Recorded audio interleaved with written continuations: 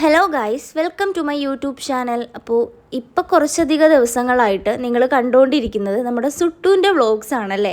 അപ്പോൾ അതിൽ നിന്ന് കുറച്ച് മാറ്റമുണ്ട്. ഇന്ന് ഞങ്ങളുടെ ഒരു വ്ളോഗാണ് കേട്ടോ, ഒരു തട്ടിക്കൂട്ട് വീഡിയോ ആണ്. അപ്പം വീഡിയോ ആദ്യമായിട്ട് കാണുവാണെങ്കിൽ ജസ്റ്റ് സബ്സ്ക്രൈബ് ചെയ്ത് നമ്മുടെ ചാനലൊന്ന് സപ്പോർട്ട് ചെയ്ത് ലൈക്കും കമൻറ്റും ഒക്കെ ഒന്ന് ചെയ്താൽ വളരെ നല്ലതായിരിക്കും കേട്ടോ.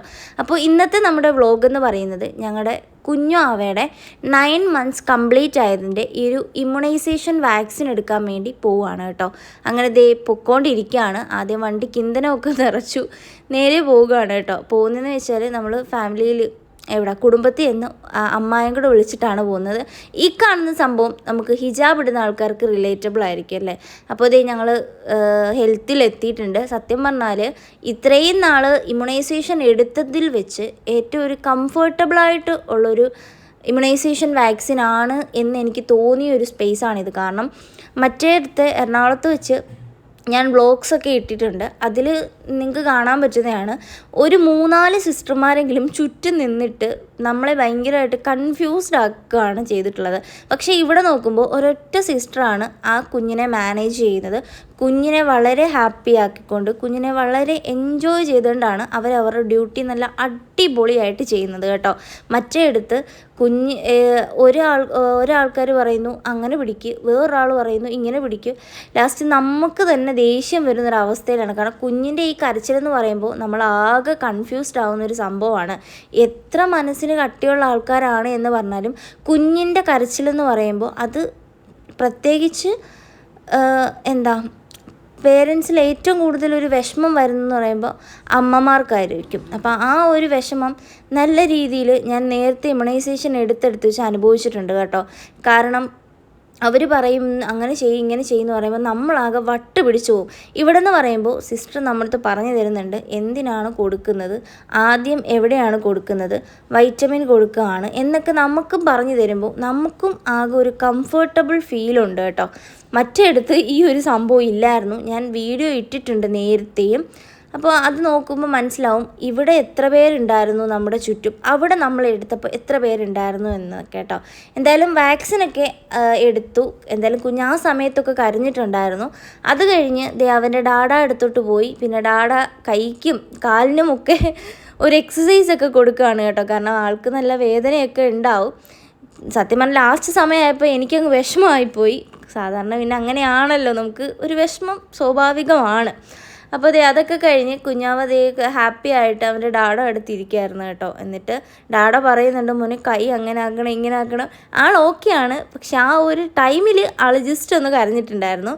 പിന്നെ ആൾ തുള്ളിച്ചാടിയൊക്കെ നടന്നു. പക്ഷെ ആ സമയത്തെ കരച്ചിൽ കുറച്ചധികം ആയിപ്പോയി കേട്ടോ. അങ്ങനെ അതൊക്കെ കഴിഞ്ഞ് ഞങ്ങൾക്കാണെങ്കിൽ ഒരു ചെറിയൊരു ഫങ്ഷൻ ഉണ്ടായിരുന്നു. അപ്പോൾ ഞങ്ങൾ നേരെ അവിടേക്ക് പോവാണ് കേട്ടോ.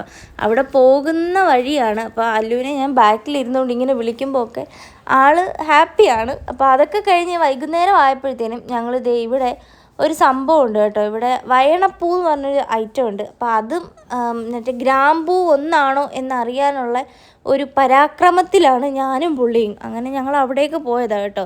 ഇതിൽ ഏതാണ് ഗ്രാമ്പൂ ഏതാണ് വയണപ്പൂ എന്നൊക്കെ ഒന്ന് തിരിച്ചറിയാം. വയനയിലപ്പൂവാണോ അതോ ഗ്രാമ്പൂ ആണോ രണ്ടും ഒന്നാണോ എന്നൊക്കെ ഒന്ന് കണ്ടുപിടിക്കാം.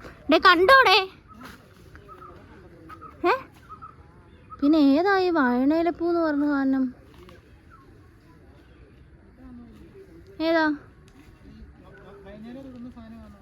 അതിൻ്റെ പൂവെന്നാണ് പറഞ്ഞത്. ഇവിടെ ഗ്രാമ്പൂവും വയണയിലപ്പൂ ഒന്നാണെന്നൊക്കെ പറയുന്നു. ഗൂഗിളല്ല. സത്യം പറഞ്ഞാൽ ഈ നടന്നു പോകുന്ന പുല്ല് കാണാൻ നല്ല രസമുണ്ടായിരുന്നു കേട്ടോ. ഇവിടെ നിന്ന് പട്ടുപാവാട ഉടുപ്പൊക്കെ ഇട്ട് സെറ്റ് സാരിയൊക്കെ ഉടുത്ത് ഒരു ഫോട്ടോ ഒക്കെ എടുക്കാൻ പറ്റിയ അടിപൊളി ഒരു സ്ഥലമായിട്ട് എനിക്ക് തോന്നിയിട്ടുണ്ട് കേട്ടോ. പക്ഷേ തൊട്ടാവാടി എന്ന് പറയുന്നത് അവിടെ നിറയെ ഉണ്ടായിരുന്നേ. പിന്നെ ഇത് പറങ്ങാപ്പഴം ഉണ്ടോ എന്ന് നോക്കാൻ വേണ്ടി ഞങ്ങൾ പോവാണേ. അപ്പോൾ ഇതിന് പല നാട്ടിലും പല പേരാണ്. അപ്പോൾ വീഡിയോ കാണുന്നവരുടെ നാട്ടിലൊക്കെ ഏത് രീതിയിലാണ് ഈ സംഭവത്തിനെ പറയുന്നതെന്നൊന്ന് ജസ്റ്റ് കമൻറ്റൊക്കെ ചെയ്തേക്കണേ. പക്ഷേ അവിടെ എങ്ങും ഇല്ലായിരുന്നു. ലാസ്റ്റ് ഒരെണ്ണം കിട്ടിയിട്ടുണ്ടായിരുന്നു കേട്ടോ. കാരണം ഇതെനിക്ക് കുഞ്ഞിനൊന്ന് ജസ്റ്റ് ഒന്ന് അവൻ്റെ ആ ഒരു ടേസ്റ്റ് എന്താണെന്നൊന്ന് അറിയിച്ചു കൊടുക്കാൻ വേണ്ടിയാണ് ഞാനിത് ഇച്ചടുത്ത് പറഞ്ഞത്. ഒന്ന് നോക്കണേ അവിടെ ഉണ്ടെങ്കിൽ ഒന്ന് പറിക്കണേന്ന്. പക്ഷെ ഇതുവരെ അവന് കൊടുക്കാൻ പറ്റിയില്ല. കാരണം പുള്ളിക്കാരൻ കുറച്ച് നിർബന്ധത്തിലൊക്കെ ആയിരുന്നു. കാരണം അവന് ഇമ്മ്യൂണൈസേഷൻ എടുത്തതിൻ്റെ ആ ഒരു ചെറിയ ബുദ്ധിമുട്ട് ഉണ്ടായിരിക്കുമല്ലോ, ഒരു ദിവസം 2 ദിവസമൊക്കെ കാണുമല്ലോ. അപ്പോൾ അതുകൊണ്ട് കൊടുക്കാൻ പറ്റില്ല കേട്ടോ. അത് കഴിഞ്ഞിട്ട് അവിടെ ആണെങ്കിൽ അമ്പഴങ്ങ ഉണ്ടായിരുന്നു കേട്ടോ.